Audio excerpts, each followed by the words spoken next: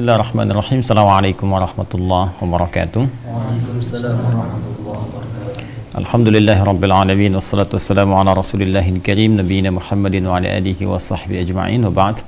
Fa ya ahbaballahi wa ahbab rasulih sallallahu alaihi wasallam usi nafsi wa iyyakum bi taqwallahi faqad fazal muttaqun.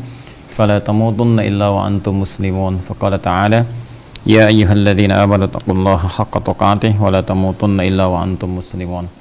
Saudara-saudariku dimanapun Anda berada, jumpa kembali dalam Madrasah Imam Al-Bukhari. Siang hari ini seperti biasa kita bersama santri dari Pukau, program utama Pendidikan Kadar Ulama. Semoga kita semua senantiasa dirahmati oleh Allah Subhanahu wa taala, diberikan taufik Allah sehingga mudah kita dalam membahas segala hal, mudah memahaminya dan mudah mengamalkan dalam kehidupan kita. Dan lebih daripada itu, semoga seluruh amal ibadah kita diterima oleh Allah Subhanahu wa taala sampai hari ke-9 ya. Sekarang ya, hari 9 di bulan Ramadan. Baiklah, hari ini kita akan kembali melanjutkan kajian kita masih dari bab Kitabus Shaum ya. Kitab As-Shaum itu urutan keberapa temanya? 30 ya. Dari berapa pembahasan? 97. Jadi diingatkan kembali di Sahih Al-Bukhari itu ada 97 tema, ya kan? Nah, kemudian dari setiap tema itu nanti ada subbabnya ya, yang disebut dengan bab, subtemanya.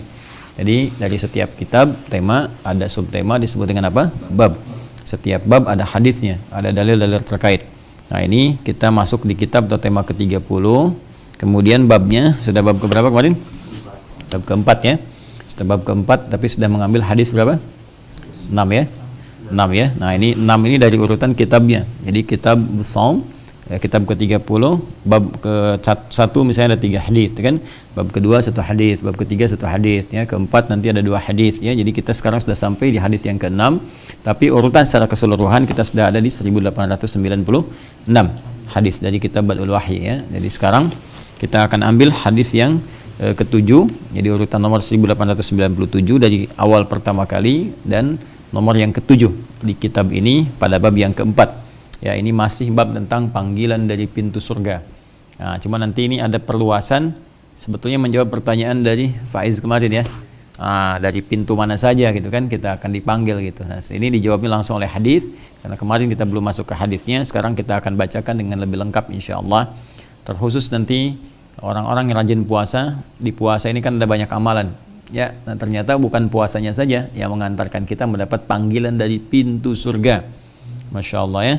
Jadi ada pintu-pintu surga memanggil sesuai dengan amalan-amalannya, dan amalan apa saja yang kira-kira diisyaratkan dalam hadis ini untuk kita jadikan sebagai kurikulum amalan dalam kehidupan dan kelak di hadapan Allah. Mudah-mudahan menjadi rahmat untuk kita semua dengan izin Allah Subhanahu wa taala. Siapa yang baca? Afaf. Ya Allah, bismillah. قال حدثنا إبراهيم بن المنذر قال حدثني معن قال حدثني مالك عن ابن شهاب عن حميد بن عبد الرحمن عن أبي هريرة رضي الله عنه. Nah, jadi ini rawinya, rawi terakhirnya siapa? Sahabat Abu Hurairah radhiyallahu taala anhu. Abu Hurairah ini nama asli siapa? Abdurrahman bin Sakhar. Ya, nanti kita bahas ya sedikitnya. Teruskan. أن رسول الله صلى الله عليه وسلم قال من أنفق زوجين في سبيل الله نودي من أبواب الجنة يا عبد الله أهل الصيام دعي من باب الريان. يا عبد الله هذا خير.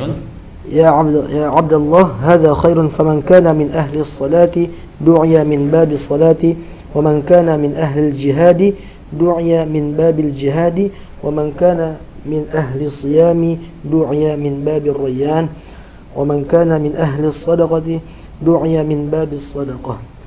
فقال أبو بكر رضي الله عنه بأبي أنت وأمي يا رسول الله ما على من دعي من تلك الأبواب من ضرورة فهل يدعى أحد من تلك الأبواب كلها؟ قال نعم وأرجو أن تكون منهم. Rahul Bukhari wa akhrajahu Muslim, juga diriwayatkan oleh Imam Muslim nomor hadis 1027 ya. Jadi Imam Muslim juga meriwayatkan hadis ini dalam kitab sahihnya dengan esensi yang serupa. Baik, coba kita gali dulu makna secara umumnya, baru kemudian kita berikan bagaimana penafsiran di dalamnya. Bismillahirrahmanirrahim. Qala haddatsani Ibrahim bin Munzir qala haddatsani Ma'an qala haddatsani Malik bin Syihab an Humaid bin Abdurrahman an Abi Hurairah radhiyallahu taala anhu. Jadi ini rawi terakhirnya sahabat Abu Hurairah radhiyallahu taala anhu yang punya nama aslinya Abdurrahman bin Sakhar. Abdurrahman bin Sakhar. Nah, ini sebetulnya juga sebelum masuk Islam itu namanya Abdus Syams. Abdus Syams di Majusi nih. Ya, kalau sudah Syams itu Majusi.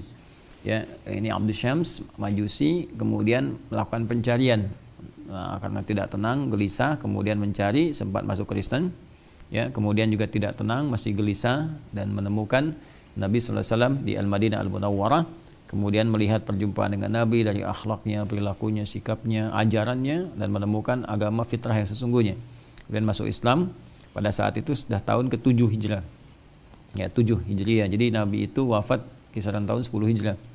Ya, 10, jadi 3 tahun sebelum Nabi wafat, 3 tahun. Nah, tapi dalam 3 tahun ini saya ingin tegaskan begini. Ada 2 hal yang penting kita teladani dari sahabat mulia ini. Ini beliau kemudian berubah nama jadi Abdurrahman. Abdul Syams itu kan hambanya matahari. Maka dirubah menjadi Abdurrahman, hamba Allah yang Maha Rahman. Ya, qulid Allah awidur Rahman ayam matadun falahul asma. Nah, surat keberapa itu? 17 Al-Isra ayat 110 ya. Panggillah Allah atau panggil Ar-Rahman. Jadi kalau kita ingin menjadikan hamba mengikut kepada pencipta Khalik, maka sertakan setelah kalimat Abdun hamba ya, nama-nama yang mulia bagi Allah Subhanahu wa taala, bisa Abdullah, Abdurrahman kan, Abdurrahim dan sebagainya. Nah, jadi beliau kemudian mengganti nama menjadi Abdurrahman. Abdurrahman, hamba Allah yang Maha Penyayang. Nah, ini yang paling menarik begini. Yang paling menarik adalah yang tadi sebelumnya ini ada pelajaran. Jadi kalau ada nama-nama yang kira-kira bertentangan dengan syariat, gitu kan? Nah, itu secara syariat bisa diganti. Ya, bahkan nanti ada ketentuan tegas untuk mengganti. Kalau nama-namanya terkesan ada unsur kemusyrikan, ya, atau nama-nama yang memang bertentangan dengan syariat dalam Islam, itu wajib diganti. Ya, misalnya nanti ada nama Abdul Syaitan misalnya kan, nah itu bahaya ya, langsung harus diganti. Haram hukumnya memberikan nama seperti itu. Kemudian misalnya tanpa kita ketahui, nanti satu saat kita belajar tentang setan, ya, supaya kita bisa menjauhi, ya, bukan jadi kenalan, jadi supaya kita jauhi ya. Nah, itu setan itu nanti punya nama-nama. Ya, setan menggoda orang wudu misalnya Walhan, ya kan? Setan menggoda orang sholat misalnya Khanzab, atau ada yang disebut Khinzib, ya kan? Nanti banyak nama-nama. Ya, setan rumah, ya kan? Ada Dasim, ya, Dasim perempuannya. Dasim.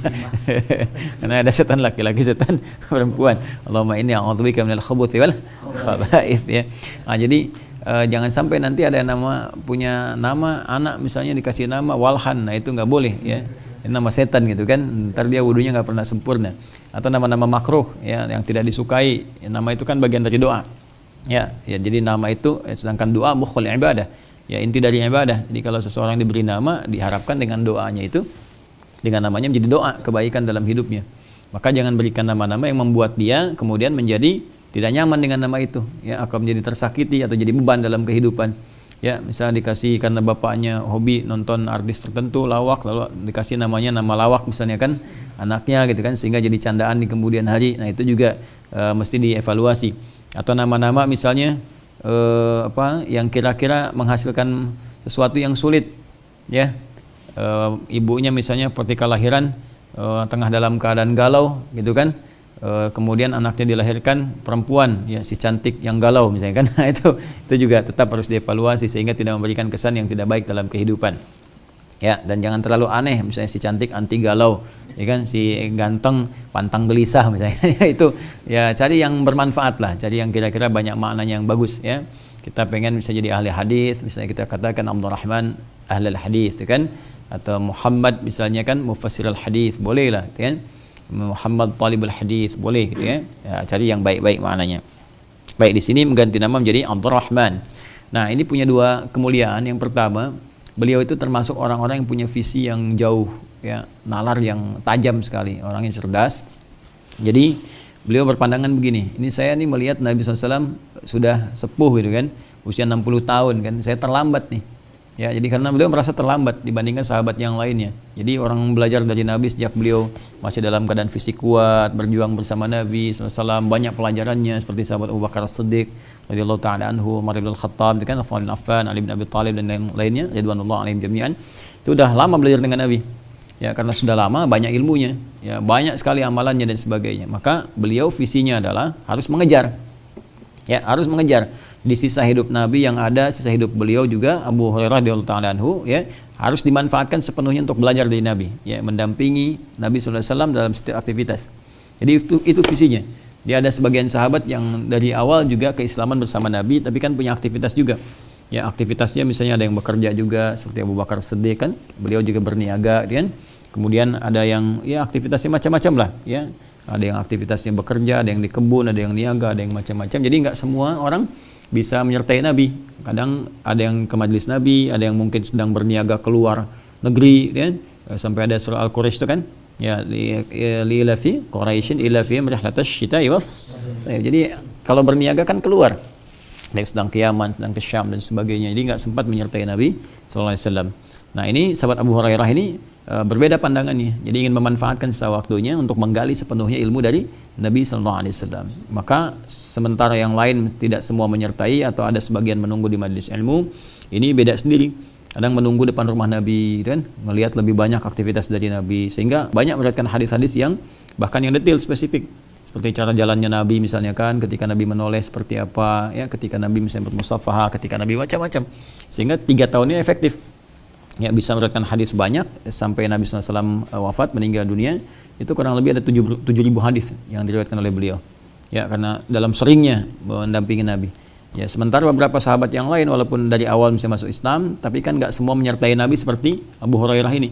Karena memang orientasinya tetap dalam amalan, ya, mengejar keutamaan akhirat, cuman menempuh jalan yang berbeda-beda. Ya, jadi berfastabiqul khairat dengan cara berbeda masing-masing. Kayak nanti kalau ini kan tipikalnya penuntut ilmu, ya. Kalau yang lain nanti ada lewat harta seperti Utsman, ya, radhiyallahu ta'ala anhu, Abdurrahman bin Auf kan lewat harta. Ya, jadi semua berfastabiqul khairat, itu yang di Quran surah kedua ayat 148. Walikulli wijhatun huwa waliha fastabiqul khairat. Jadi itu yang dimaksimalkan. Nah, Abu Hurairah memilih jalan dengan ilmu. Jadi ibadah itu nanti bisa dengan ilmu, bisa dengan harta, ya, bisa dengan fisik, tenaga, seperti Bilal dengan tenaga. Dan itu kan, ya, itu kita maksimalkan. Ada yang memang mau menggabungkan dengan ketiga-tiganya.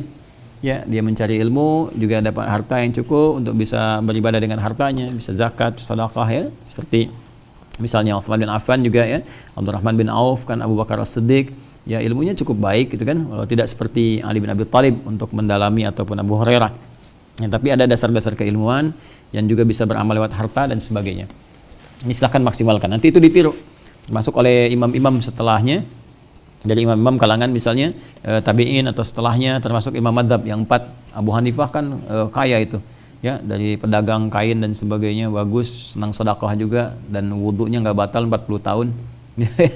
40 tahun wudunya nggak batal malam hari, ya. Jadi dari mulai luar biasa tuh isya sampai ke subuh. Saat dimandikan ada komen pertama dari yang memandikannya, sulit kita mengikuti engkau gitu kan. Nah, termasuk salah satu wudunya itu yang bertahan luar biasa.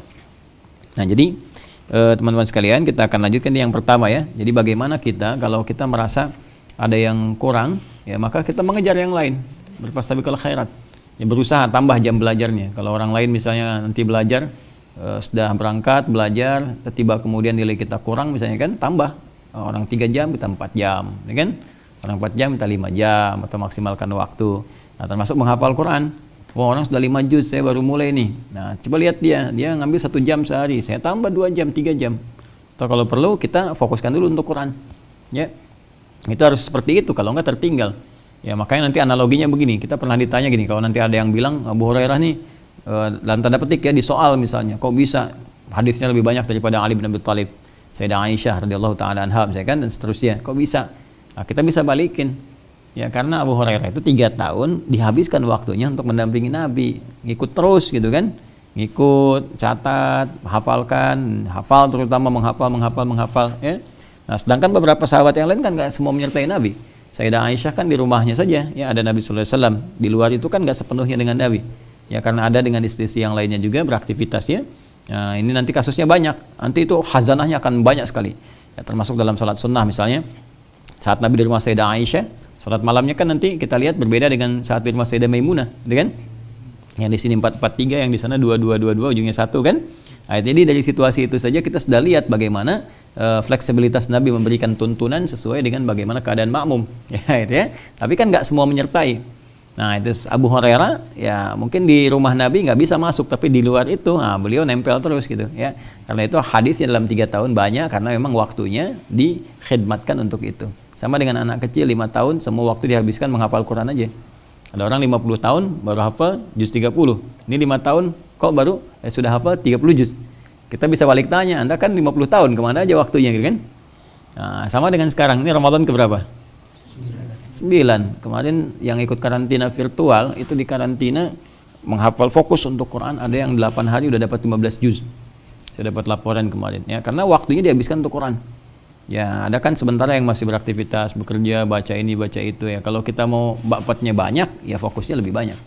Kemudian Abu Hurairah ini atau Abdurrahman bin Sakhar ini itu punya semangat mengamalkan tinggi. Jadi kalau dapat satu hadis coba diamalkan kan. Sampai ketika beliau dapat arahan untuk menyayangi ya sekitaran, merawat sekitaran, baik hewan, tumbuhan dan sebagainya, dan menemukan anak kucing kecil, dalam bahasa Arab disebut Hurairah, ya maka dirawat dengan baik. Malam-malam diselimuti ya, kemudian disuapi makan dan sebagainya sampai suka dibawa dimasukin ke jubahnya. Ya sampai suatu kali ada riwayat menyebutkan bertemu dengan Nabi, kemudian keluar anak kucing kecil itu, ya maka Nabi mengatakan anta Abu Hurairah, kamu bapaknya anak kucing kecil. Artinya kalau ada orang sayang kepada anak kucing, ya nampaknya kamu lebih sayang karena kamu seperti bapak sayang kepada anaknya. Ya, nah, itu belum ada Ummu Hurairah tuh. Ya atau Ammu Hurairah, pamannya anak kucing. Nah, dari situ dikenal dengan sahabat Abu Hurairah. Baik, di antara hadisnya ini anna Rasulullah sallallahu alaihi wasallam qala, bahwa Rasulullah sallallahu alaihi wasallam pernah bersabda, man anfaqa zawjaini fi sabilillah. Siapa yang mampu menginfakkan zaujaini. Zauj itu apa? Awas kalau salah-salah nanti kalian bahaya ini. Ya, harus paham makanya di sini nggak boleh sembarangan. Coba kalimat zauj pertama di Quran kan disebutkan di Al-Baqarah ayat 35. Wa qulna ya Adamu uskun anta tuh kan. Dan kami firmankan ya, kami perintahkan kan kata Allah Subhanahu wa taala kepada Adam alaihissalam. Wa qulna ya Adamu uskun, Adam, silakan kamu sekarang tempati tinggal ya anta engkau wa zaujuka dan istrimu, pasanganmu di surga kan. Jadi zauj itu artinya apa? Di ayat tadi. Istri kan? Sekarang si zauja ini kalau salah baca kalian bahaya. Man anfaqa zauja ini siapa yang bisa menginfakkan dua istrinya di jalan Allah tuh gimana itu? Ya bahaya tuh. Ya zauj juga bisa berarti suami. Di zauj itu artinya netral asalnya. Ya zauj artinya apa? Netral. Jadi pasangan. Ya yang sepasang itu zauj namanya. Ya sesuatu yang sepasang itu zauj. Ya jadi kalau ada kata zauj itu kalau di rumah tangga ya nanti dipasuti suami istri, bisa suami bisa istri. Ya. Kalau kita bicara gender tambah tak di ujungnya zaujah. Kalau untuk waris pakai itu. Tapi kalau dalam konteks umum itu maknanya pasangan. Ya, setiap yang pasangan disebut zauj. Ya, makanya di orang-orang Arab kalau kita beli sendal sepasang zauj. Ya. Kamalana urid zauj. Ya, dua sepasang gitu. Jadi jangan diartikan suami atau istri saja. Ana uridu hadza zauj gitu. Pengen sendal tapi pakai zauj maksudnya sepasang, bukan sendal untuk calon istri ya. Repot. Ya jadi pemahamannya begitu, setiap yang sepasang ya jadi zauj itu sesuatu yang sepasang atau sesuatu yang saling mengikuti, melengkapi, terus gitu dilakukan. Ya, itu zauj namanya dalam bahasa. Nah, jadi di sini kita bisa artikan kalau sifatnya umum, man anfaqa zaujaini, siapapun. Kalau udah ada man itu bentuknya tunggal tapi maknanya luas. Ya, ismun mausulin. Ya, yadullu 'alal fardiyatil jama'. Jadi isim mausul konjungsi menunjuk kepada sesuatu yang tunggal tapi maknanya jama' luas. Jadi bisa laki-laki, perempuan, ya, tua, muda, besar, kecil dan seterusnya. Sepanjang ia beriman. Kita teruskan. Baik, hadisnya man anfaqa zaujaini, siapa yang menginfakkan, ya di sini zauja ini punya 3 tafsir. Ya, punya tiga tafsiran.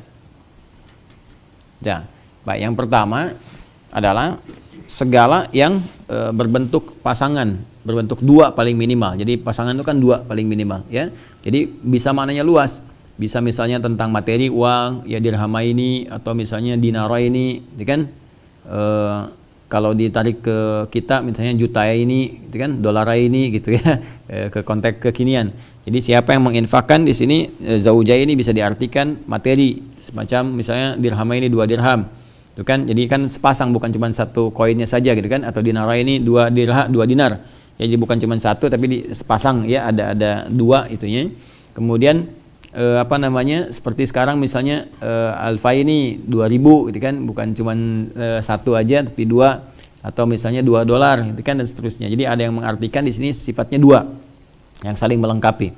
Ada yang mengartikan sesuatu yang menjadi kebiasaan tadi, yang melengkapi artinya rajin infak. Ya, sehingga dengan saling memberi ini dia terus membiasakan diri untuk berinfak. Ya, jadi zaujaini di sini yang pertama ada yang mengartikan dua, ya, yang berarti dipasangkan. Ya, kemudian ada yang mengartikan juga sesuatu yang rutin dilakukan. Ya, jadi double itu dalam arti dia nggak sekali-sekali aja infaknya, tapi rajin, ya, menjadi rutin gitu. Jadi kita bisa artikan siapa yang rajin infak fisabilillah gitu kan.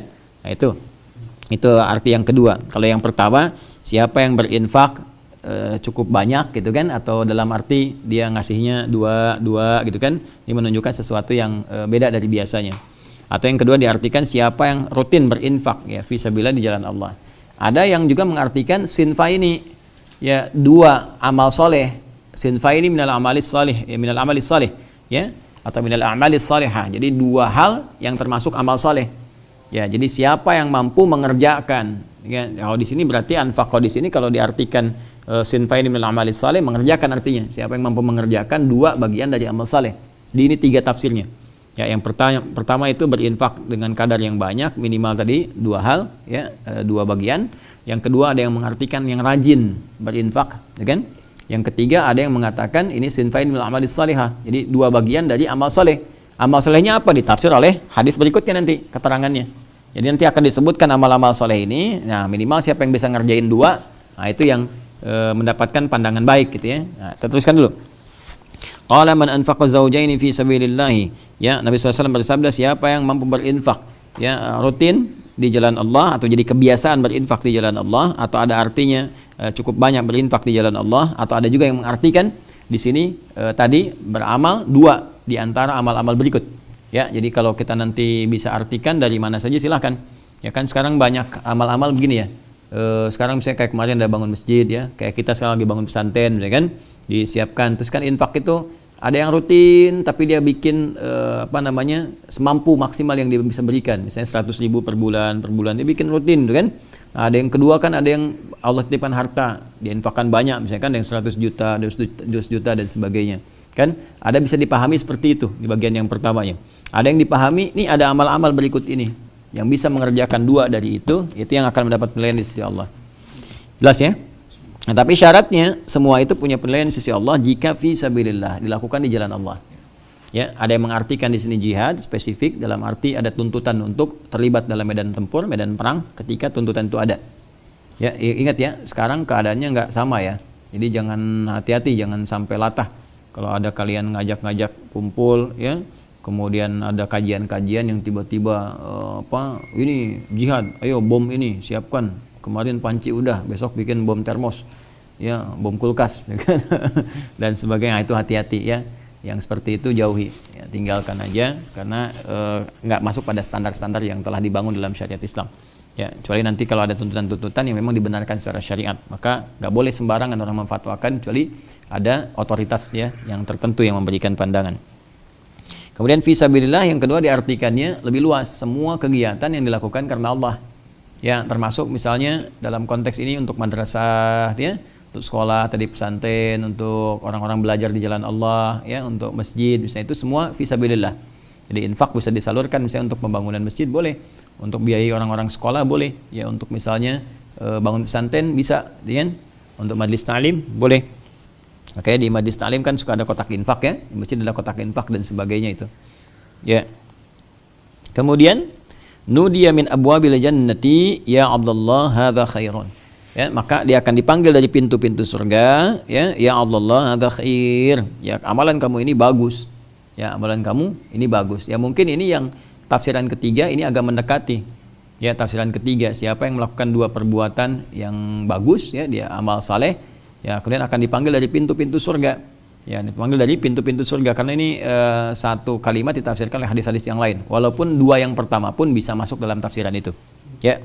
Jadi karena ada kalimat gini, nudiya min abwabil jannati, akan dipanggil dari pintu-pintu surga. Jadi di sini diharapkan setidaknya dari sekian pintu itu kita dipanggil dari 2 pintu gitu kan. Bukan satu kebiasaan 1 pintu saja. Nanti kita jelaskan tafsirnya. Ya Abdullah wa hamdallah hadza khair. Gitu kan? Ini bagus sekali gitu kan? Ini bagus sekali. Faman kana min ahli shalah du'iya min babis shalah. Nah, ini dia. Maka siapa yang termasuk dari ahli salat, maka dia akan dipanggil dari pintu salat. Jadi di surga nanti disebutkan setidaknya ada 8 pintu surga. Dan 8 ini kembali kepada amalan-amalan pokok yang bisa kita maksimalkan saat di dunia. Jadi sepanjang kita masih hidup, kalau bisa diinventarisir, catat tuh amal apa saja itu semua. Yang pertama yang dasar, yang paling pokok itu salat. Ya, itu yang paling pokok, jelas itu. Semua orang Islam pasti akan dapat panggilan dari pintu salat. Nah, kalau kalian nggak dipanggil dari pintu salat, waduh bahaya itu. Ya, innalillahi wa inna ilaihi rajiun. Ya kan harus berbahaya itu. Ya, harus siap-siap betul itu. Ya, karena salat itu menjadi ukuran utama. Ya, inna awwala ma yuhasabu bil 'abdi yaumil qiyamati as-shalah. Amal pertama yang dihisab oleh Allah dari kiamat apanya? Salat. Karena itu salat jadi amalan pokok. Itu salat itu penanda keimanan. Alladzina yu'minuna bil ghaib wa yuqimunas shalah. Wa ma kana Allahu liyudhi'a imanakum. Jadi salat itu penanda iman. Jadi kalau orang enggak salat berarti ada bermasalah di imannya. Bahkan mungkin enggak punya iman. Inna bainar rajuli ya al-farqu bainar rajuli wa bainasy syirki wa bainal kufri wasyirki tarkus shalah. Ya, jadi perbedaan antara seseorang yang beriman dengan yang tidak beriman, baik karena kufur banyak maksiat atau tidak beriman atau syirik, yaitu terlihat ketika dia meninggalkan sholat. Ya, jadi pertama kali pintu yang memanggil orang beriman pasti itu lewat pintu sholat. Ya, jadi hati-hati yang pokok ini jangan sampai tinggal. Ya, terlambat pun kita gelisah, apalagi tertinggal. Jelas ya? Nah, jadi ini bagian yang pertama.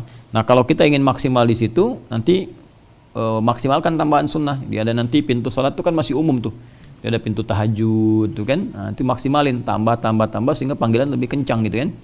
Baik, kemudian setelah itu ada waman kana min ahlil jihad du'a min babil jihad. Siapa yang termasuk dalam kalangan mujahid dipanggil lewat pintu apa? Pintu jihad. Jadi kalau ada tuntutan tadi misalnya kita akan membela iman karena negara diserang misalnya kan, maka kita dapat di situ bela negara dengan niat ibadah kepada Allah. Karena kalau negara yang dikuasai oleh orang-orang tertentu yang zalim, kita juga akan terancam ibadah kita. Ya, ibadah kita misalnya sulit untuk ke masjid, sulit untuk puasa, sulit untuk macam-macam, sehingga bela negara ini dalam konteks kehidupan kita berbangsa, tapi niat kita untuk beribadah kepada Allah Subhanahu wa taala dalam mempertahankan iman. Itu yang dilakukan oleh para ulama kita dulu. Ya, para ulama kita dulu bahkan sejak zaman-zaman sebelumnya. Ya, kenal Pangeran Diponegoro? Nggak kenal di mana? Ya, Pangeran Diponegoro kan, ya, itu kan Muslim bukan? Muslim, pangeran tapi alim juga, alim itu kan besar. Ya, perang Diponegoro kapan terjadinya itu? 25 menit setelah maghrib, 1825. 18.00 kan maghrib, 1825 sampai 1830 tuh. Ya, itu 5 tahun itu luar biasa. Pangeran Diponegoro luar biasa. Pakai jubah tidak? Pakai jubah, pakai sorban tidak? Sorban, pahlawan nasional bukan? Pahlawan nasional, ya jadi itu pahlawan nasional banyak pakai jubah, jenggotan tidak, jenggotan gitu kan. Jadi kalau ada orang sekarang nyoal jenggot, dia kurang baca sejarah dia. Ya, pahlawan nasionalnya jenggotan, gitu kan. Pakai jubah tidak, pakai jubah. Jadi bukan pahlawan Arab tuh, nggak ada yang orang bilang Pangeran Diponegoro pahlawan Arab, Imam Bonjol pahlawan Arab. Itu pahlawan nasional. Jadi nasional itu Bhinneka Tunggal Ika, gitu kan. Jadi dari pakaian aja berwarna-warni tapi punya jiwa yang sama, nasionalismenya tinggi, kemudian jiwa ibadahnya itu luhur. Ya, tapi niatnya apa? Ibadah. Niatnya ibadah karena Allah. Ya, termasuk juga para ulama-ulama setelahnya. Ya, Hadratus Syekh Kiai Haji Hashim bin Asy'ari, saya kan, Kiai Haji Ahmad Dahlan. Terus Kiai Haji yang di Tasik siapa? Masa nggak hafal? Zainal Mustafa. Yang di Bekasi siapa? Kiai Nur Ali, ya kan? Ntar Ugi belakangan besok ya. Nanti Kiai Ugi belakangan insya Allah ya, dari Sudan. Susukan dekat Banjaran ya. Susukan itu apa itu bahasa ini Romawi sih, sungai ya. Sungai ada sungai ya di sana kan, sungai kan di Banjaran ya. Apa namanya? Sungai Ciherang. Ciherang, tahu nggak Ciherang?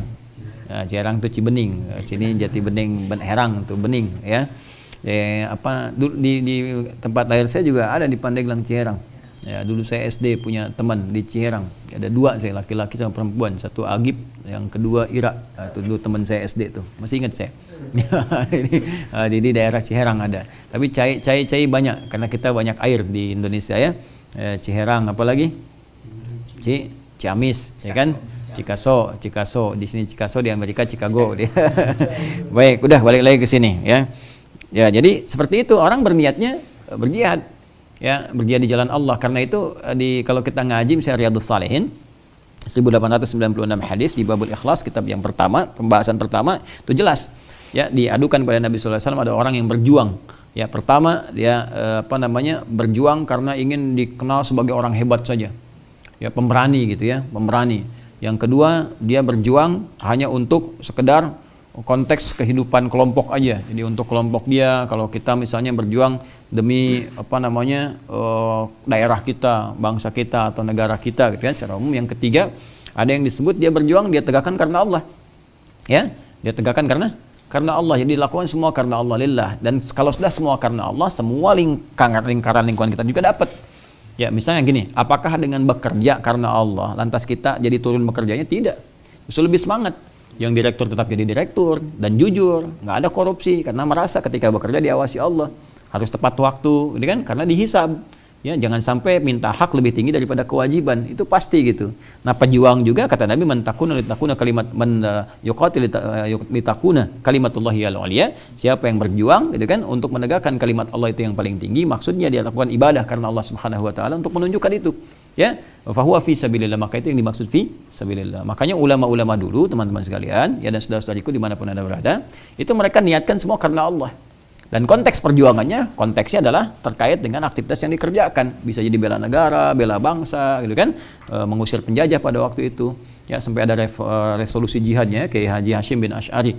Nah, itu pejuang, ya, pahlawan nasional, wajib masuk itu. Kalau dihapuskan nggak tahu sejarah itu, ya, nggak boleh ya. Jadi jangan sampai ada orang-orang nggak terkait kontribusi pada bangsa negara jadi pahlawan atau dikenang dalam sejarah, sementara orang-orang hebat hilang. Itu yang harus dievaluasi. Ya, kayak Haji Ahmad Dahlan itu yang mendirikan Muhammadiyah, gitu kan. Kemudian kayak Haji Hashim bin Asy'ari mendirikan Nahdlatul Ulama, ya, dan ulama-ulama yang lainnya. Nah, itu kalau mereka berjihad fi sabilillah, nanti ada panggilan. Ya, saat kembali kepada Allah. Saat kembali kepada Allah, bukan sekarang, ya. Makanya kita disebut mukmin, orang beriman yang yakin.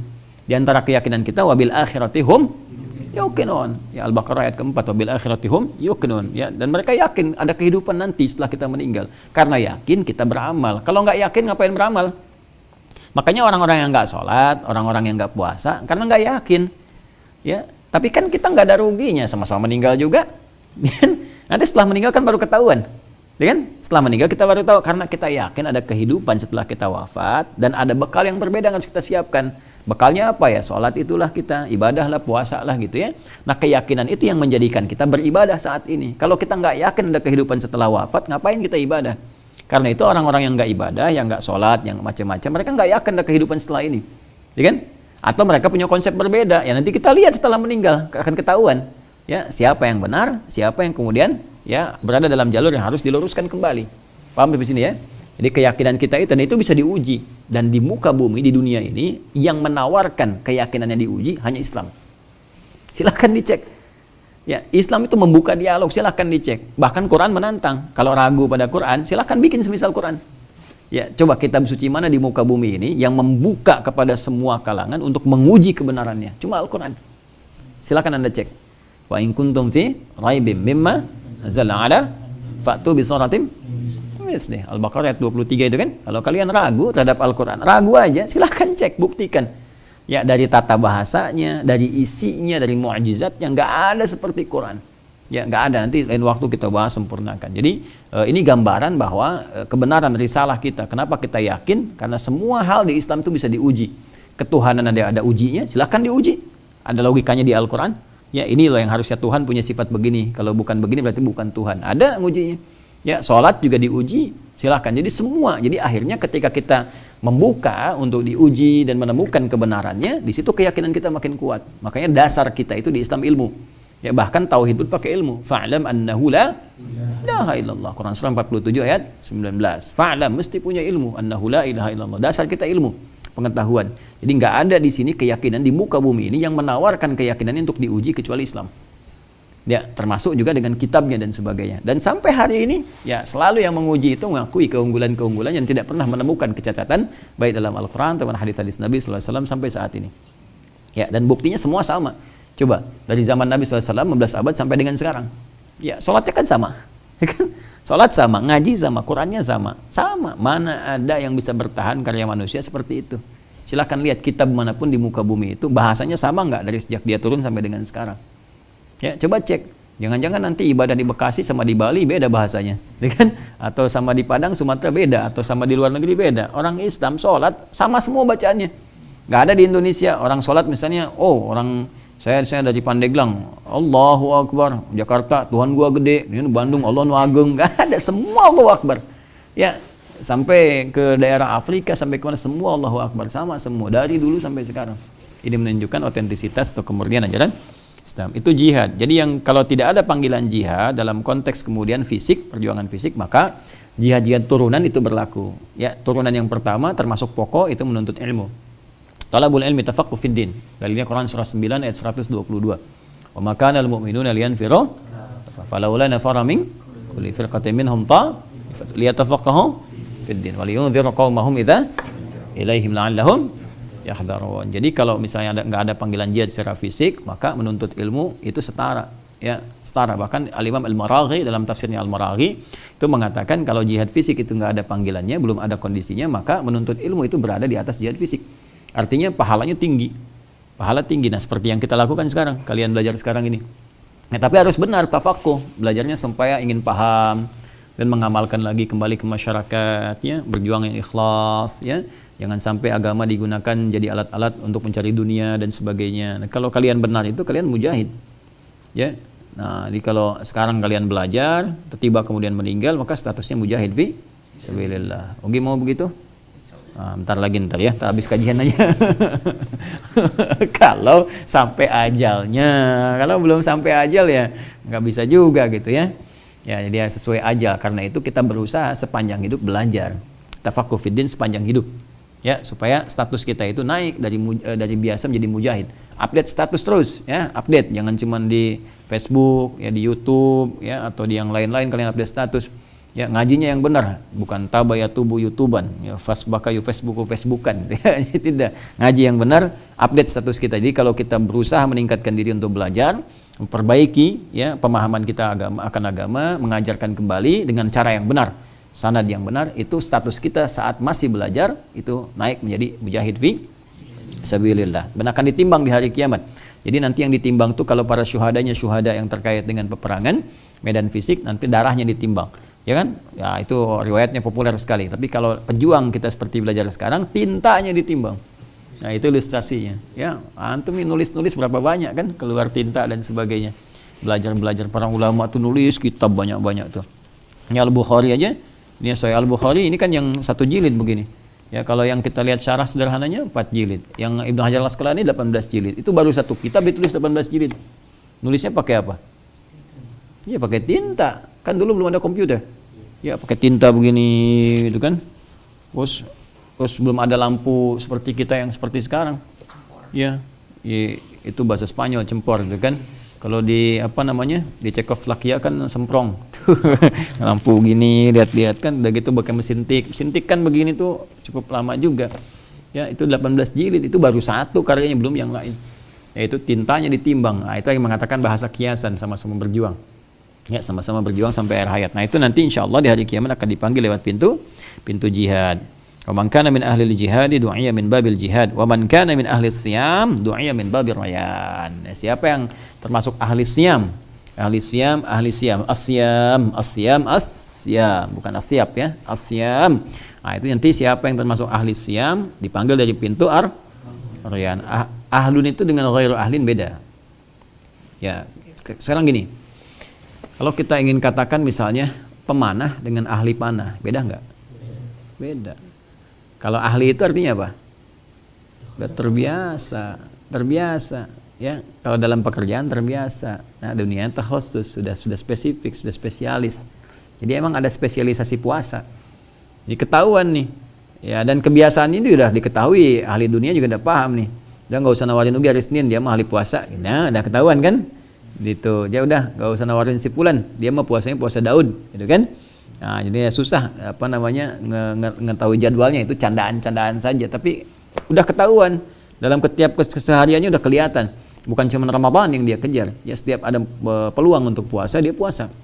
Ya puasa misalnya 6 hari bulan Syawal, Ya puasa misalnya yang apa puasa Arafat itu kan, kalau nggak ke haji kan ada puasa misalnya 10 Al-Muharram, Asyura dan lain-lainnya, kejar selama hidupnya, itu termasuk ahlus siyam.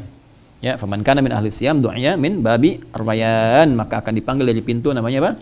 Ar-rayyan. Jadi kalau kalian nanti punya anak dinamai Ar-rayyan pun, atau cari istri namanya Ar-rayyan, tapi kalau nggak puasa tetap nggak dipanggil dari situ. Ya, Ar-rayyan manggil saya Ar-rayyan nggak bisa. Nah, tetap harus latihan puasa. Jelas ya? Taib.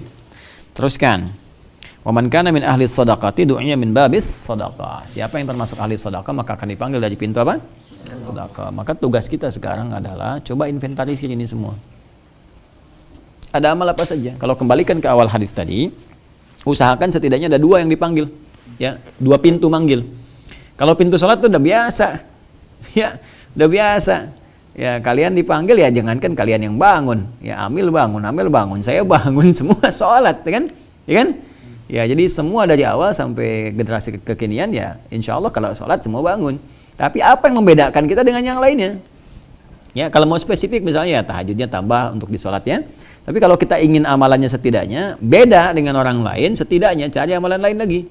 Ya, misalnya dengan harta sedekah, kalau bisa sedekah. Jangan terfikir banyak dulu, keikhlasan dulu. Ya, punya anggaran dalam setiap bulan saya punya 30.000, sehari 1.000, nggak usah lihat orang. Ya, nggak usah lihat orang lain. Hubungan kita dengan Allah saja. Kemudian misalnya tadi di sini kita disebutkan misalnya tentang puasa ahli siyam. Coba puasa. Ya, ahli jihad, kita belajarnya yang betul, yang serius. Ya, jangan sampai kalian nanti kuliah duduk paling belakang, nggak pernah nanya gitu kan. Mau mau ujian pinjam kopian teman dan sebagainya. Itu jauh lah ya. Coba belajar yang betul, duduk paling depan, tanyakan, ya gali. Ya, setelah itu jangan pulang sebelum pahami dulu di kelas. Setelah paham gini baru kalian pulang. Ya, malamnya evaluasi lagi, ya pelajari, gali. Nah, itu yang disebut dengan tafaqquh. Jelas ya? Nah, kemudian qala Abu Bakar radhiyallahu taala anhu, sahabat Abu Bakar As-Siddiq ya kemudian mencoba bertanya kepada Nabi sallallahu alaihi wasallam, bi abi anta wa ummi, ya demi ibu dan bapakku gitu kan. Ini biasanya menunjukkan sesuatu yang serius. Jadi kalau kita ingin mengatakan sesuatu yang serius, bi abi anta wa ummi gitu kan, ya, demi sesungguhnya demi demi ibuku engkau, dan demi ayahku engkau dan ibuku gitu ya, itu menunjukkan sesuatu yang sangat serius. Ada sesuatu yang pengen sekali didapatkan atau pengen diketahui.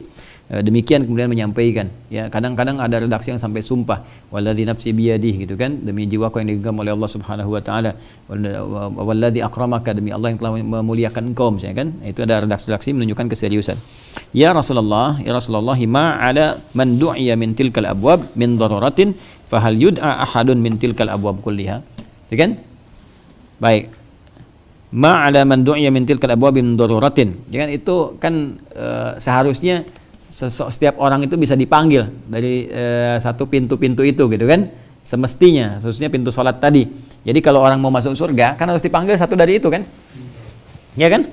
Di 8 pintu itu kan diturunin aja amalannya, pintu haji, pintu umrah, pintu puasa, pintu sholat, pintu sedekah, ya pintu jihad, turunkan amalan pokok itu.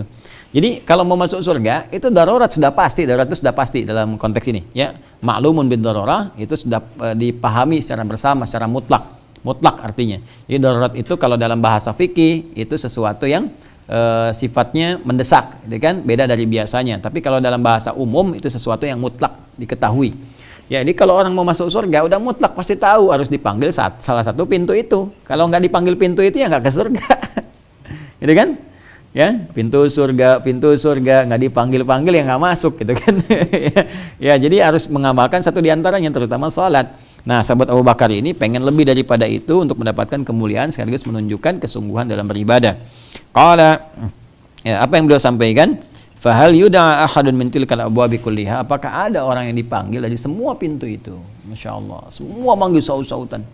Pintu ini manggil, pintu itu manggil. Ya, maka Nabi menjawab, qala na'am wa arju an takuna minhum. Ya, ada. Dan saya berharap, kata beliau sallallahu alaihi wasallam, engkau termasuk di antara mereka. Ya, ini sudah, kalau udah doa Nabi begitu ya terkabul lah, kabul ya. Tapi harus ada ikhtiar. Minhum, dari mereka, berarti mereka ini menunjukkan banyak atau sedikit? Banyak. Tapi kan masih umum, artinya terbuka untuk kita. Ya, terbuka untuk kita. Jadi kita harus ikuti teladani satu di antara Ya, termasuk seperti sahabat Abu Bakar radhiyallahu taala anhu. Apa yang dikerjakan oleh beliau ridwanullah alaihi, setelah itu beliau mencoba menginventarisir amalan-amalan yang mampu beliau kerjakan semua dan konsisten selama hidup. Sehingga ada kisah sampai ke kita saat Nabi duduk dengan sahabat, Nabi mencoba mengklarifikasi, tanya absen, siapa yang sudah sholat jamaah, semua acungkan tangan. Ya, jamaah di sini ke masjid artinya ya.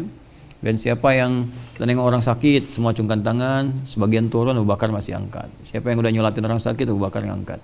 Siapa yang ngantarkan jenazah, Abu Bakar ngangkat. Hampir semua sedekah beliau angkat, hampir semua amalan sebutkan beliau angkat. Ya. Jadi itu menunjukkan kesungguhannya. Jadi kalau kita pengen dipanggil lewat pintu-pintu itu, termasuk dengan yang baik-baik, dari sekarang coba amalan apa yang mau kita istiqamahkan. Tulisin satu-satu. Setelah itu kita sungguh-sungguh untuk mewujudkan itu semua. Itu yang dimaksud oleh hadis ini. Jadi itulah panggilan pintu surga jika kita memang mau berusaha untuk mendapatkan kebaikannya. Paham ya? Paham insyaallah? Paham? Nah, sekarang kita bulan apa? Ramadan. Berarti amalnya banyak kan? Nah, itu yang kita coba maksimalkan dengan baik ya. Maksimalkan di bulan ini lagi pahalanya banyak sekali. Ya, mumpung masih ada kesempatannya. Kalau sudah tidak ada, ya sulit lagi kita untuk mewujudkan itu semua. Sekali lagi bulan apa? Ramadan atau bulan Ramadan? Coba, Ramadan atau bulan Ramadan? Ah, San? Ramadan. Ramadan. Bulan Ramadan. Ramadan.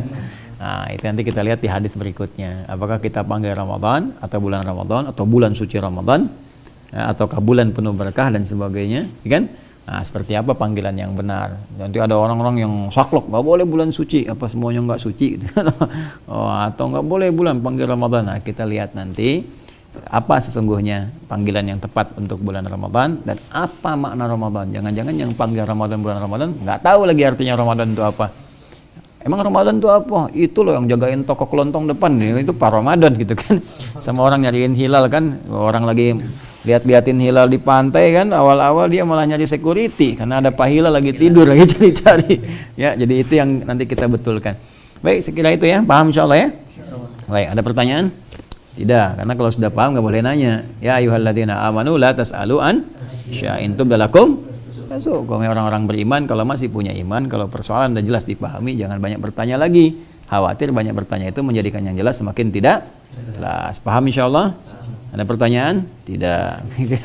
Kalau gitu kita cukupkan. Mirsa dimanapun Anda berada, alhamdulillah kita menyelesaikan kajian Madrasah Imam Al-Bukhari di hadis bab yang keempat, hadis yang ketujuh. Alhamdulillah, semoga Allah berkahi kita semua. Semoga Allah memberikan pemahaman yang baik untuk kita amalkan, dan semoga Allah memberikan kesempatan pada kita untuk meniti amalan yang baik sebelum kembali kepada Allah dalam kebaikan insyaallah. Allahumma taqabbal minna innaka antas sami'ul alim, tub 'alaina innaka antat tawwabur rahim. Allahumma ij'alna ya Allah min ahli al-Quran, min ahli siyam, min ahli al-qiyam, wa mimman du'iya ya Allah min tilkal abwabi kulliha. Wa sallallahu ala sayyidina Muhammad wa ala alihi wa sahbihi ajma'in. Wa akhiru da'wana subhanakallahumma bihamdika nashhadu an la ilaha illa anta nastaghfiruka wa natubu ilaik. Walhamdulillahi rabbil alamin. Assalamualaikum warahmatullahi wabarakatuh.